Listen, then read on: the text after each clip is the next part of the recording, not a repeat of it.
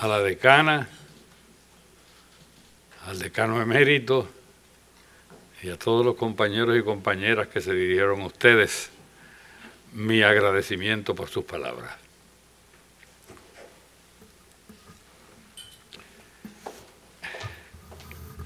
Mi relación con la Universidad de Puerto Rico comenzó mucho antes de que yo naciera. Desde que mi padre se graduó de lo que es hoy el recinto de Mayagüez, a principios de los años 30 del pasado siglo. De papá, inspirado por los acontecimientos de esos años 30 y por las prédicas de don Pedro Albizu Campo y don Luis Muñoz Marín, escuché por primera vez las palabras independencia y justicia social. Lejos estaba yo en aquel entonces de pensar, cuando me gradué de escuela superior a finales de los años 50, que le dedicaría mi vida entera a la lucha por esos ideales. Hoy vengo aquí, antes que nada, a agradecerle a la Universidad de Puerto Rico lo mucho que le debo, incluyendo el que mi hijo sea un graduado de este recinto y el que 2 de mis nietos y mi nieta sean al presente estudiantes de esta universidad.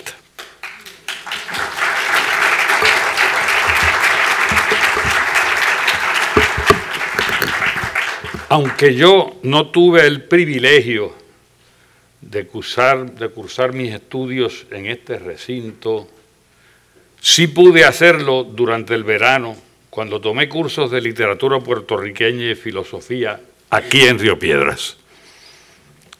Luego de terminar mis estudios universitarios, desde la segunda mitad de la década de los años 60 hasta el presente, he tenido el privilegio de ejercer como profesor en esta facultad de Derecho, salvo por mis 16 años como senador y varios semestres como candidato a gobernador.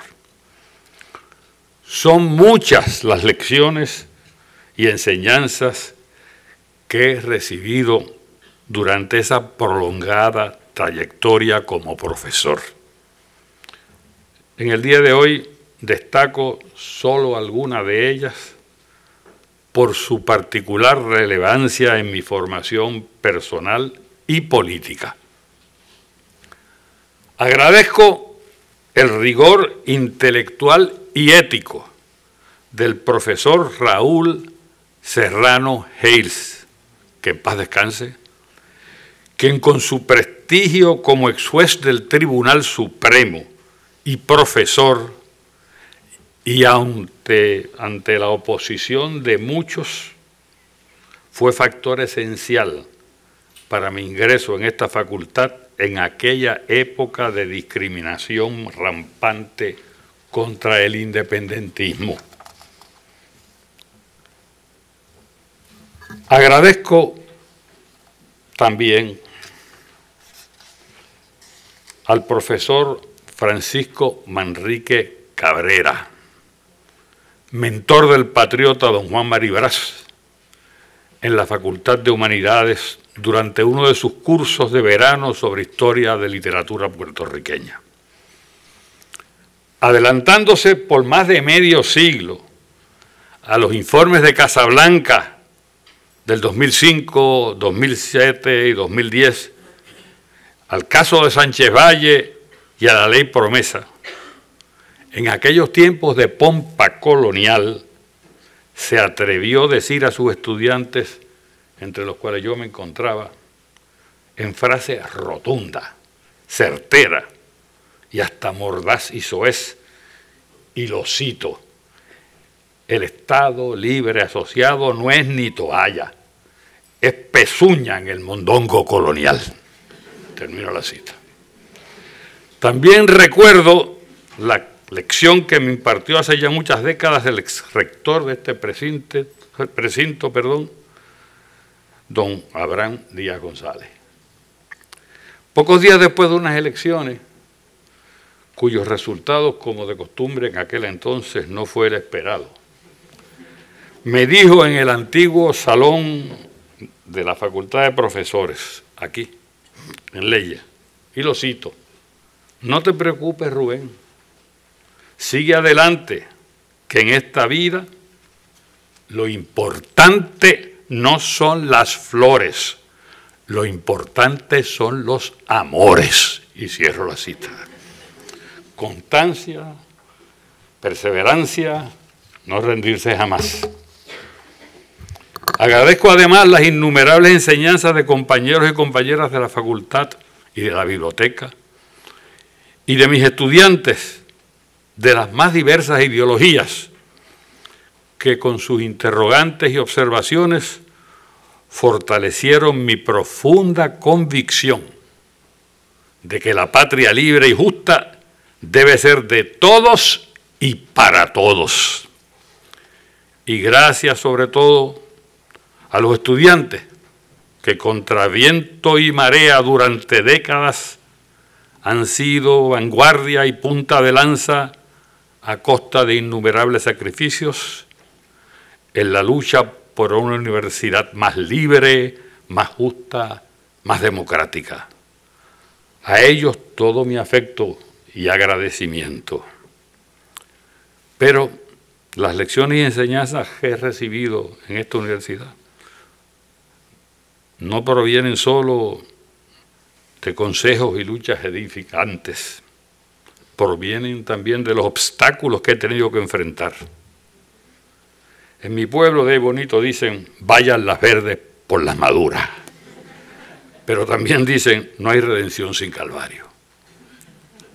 Por allá a principios de los años 70, luego de haber tenido el privilegio de ser condenado a prisión en la cárcel federal, en el viejo Oso Blanco, por los actos de desobediencia civil contra la Marina de Guerra de Estados Unidos, los directivos entonces de esta facultad y del recinto de Río Piedra me despidieron como profesor. Después de todo, y valga la ironía, no eran muchos los que en aquel entonces ansiaban tener como profesor de derecho a un exconvicto por un delito patriótico. Pero en cualquier caso, queridos y queridas compatriotas, puedo decir que yo, para entonces, empezaba a comprender el imperativo moral de aquellos versos sencillos de Martí. Cultivo una rosa blanca en junio como en enero, para el amigo sincero que me da su mano franca y para el cruel que me arranca el corazón con que vivo, cardo ni ortiga cultivo, cultivo una rosa blanca. Poco después, el Tribunal Supremo de Puerto Rico me restituyó en mi cátedra y aquí estoy hasta el día de hoy.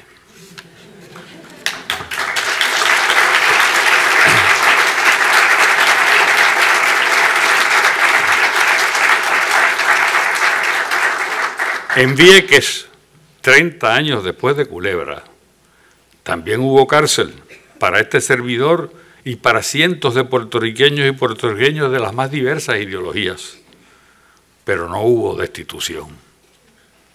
Lección aprendida. Mantente firme en tus convicciones, no importa las consecuencias. A fin de cuentas, vale más el respeto que la comodidad y el beneficio propio. Y antes de concluir, una reflexión final.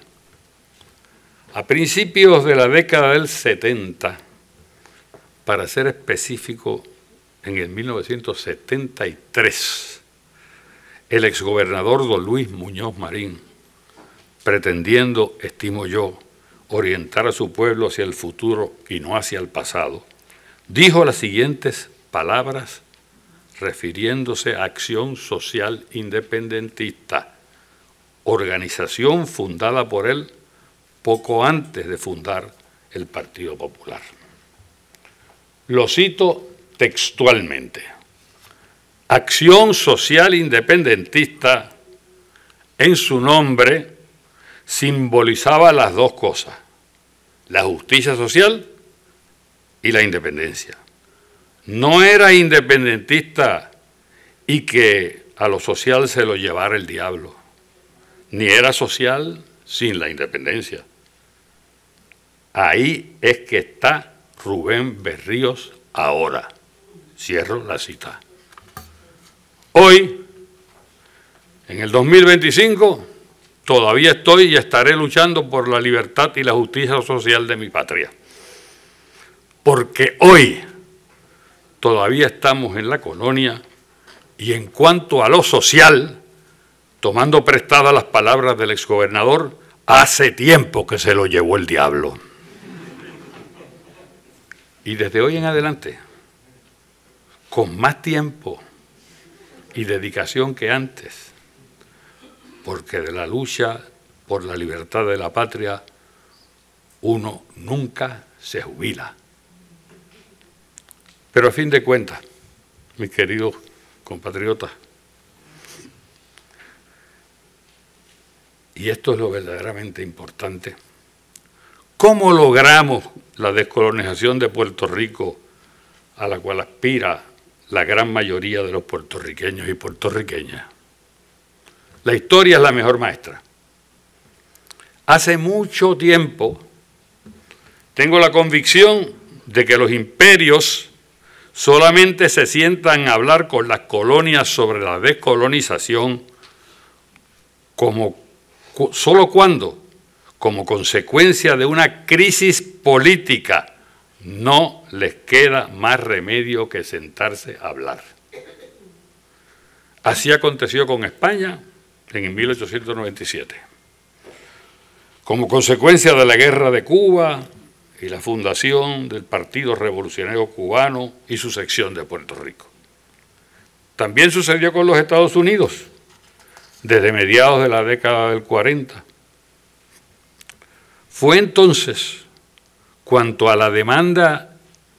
ante la demanda descolonizadora y aplastante de nuestra legislatura, vetada por el presidente Truman, el auge y la fundación del Partido Independentista Puertorriqueño y el empuje revolucionario, el valor y el sacrificio del Partido Nacionalista, le creamos los puertorriqueños al gobierno norteamericano una monumental crisis política. Pero, como todos ustedes saben, desafortunadamente, la gestión descolonizadora de aquella época resultó fallida, debido a las particulares consecuencias y circunstancias históricas de la Guerra Fría. Y debido también, y hay que decirlo, a la actitud mansa de algunos que, parafraseando a Cervantes, de cuyos nombres en estos momentos no quiero acordarme. Hay que recordar además que al filo del siglo XXI, la causa de Vieques constituyó un importantísimo paso adelante, cuando al gobierno de Estados Unidos le creamos una crisis política, nosotros los puertorriqueños y puertorriqueñas. Esa lección aspiro a que la internalicen y sepan defender todos los que honradamente predicamos la descolonización. Al día de hoy, habiendo experimentado y fracasado los gobiernos coloniales con las más diversas alternativas procesales sin consecuencia alguna, reitero la siguiente propuesta para lograr nuestra descolonización. Y no cesaré de hacerlo de hoy en adelante en todos los foros disponibles. Primero, para descolonizarnos, se impone convocar aquí en Puerto Rico una asamblea de estatus o constituyente bajo ese o cualquier otro nombre, en donde los puertorriqueños y puertorriqueñas anticolonialistas, los estadistas, los creyentes en la libre asociación y los independentistas elijamos representantes de las diversas alternativas no coloniales ni territoriales. Segundo, esa asamblea tendrá el objetivo de negociar con el Congreso de los Estados Unidos las condiciones y los procesos de transición que ese país esté dispuesto a conceder para las diversas alternativas. Tercero, una vez el Congreso se exprese entre alternativas reales y no imaginarias, se pondrán estas en votación directa al pueblo de Puerto Rico. Un mecanismo de esa naturaleza, el cual permite agrupar a la gran mayoría de nuestro pueblo en un reclamo común, es el mecanismo procesal más eficaz para crearle a los Estados Unidos la crisis política necesaria para nuestra descolonización. Por último, mis queridos y queridas compatriotas, faltaría todas las lecciones que he aprendido en esta universidad si no recordara el clamor del eminente patriota graduado de esta Escuela de Derecho, el doctor don Gilberto Concepción de Gracia, fundador del Partido Independentista Puertorriqueño, y mi maestro, aquí en esta tierra y más allá de las puertas del misterio. ¡A la lucha y a la victoria!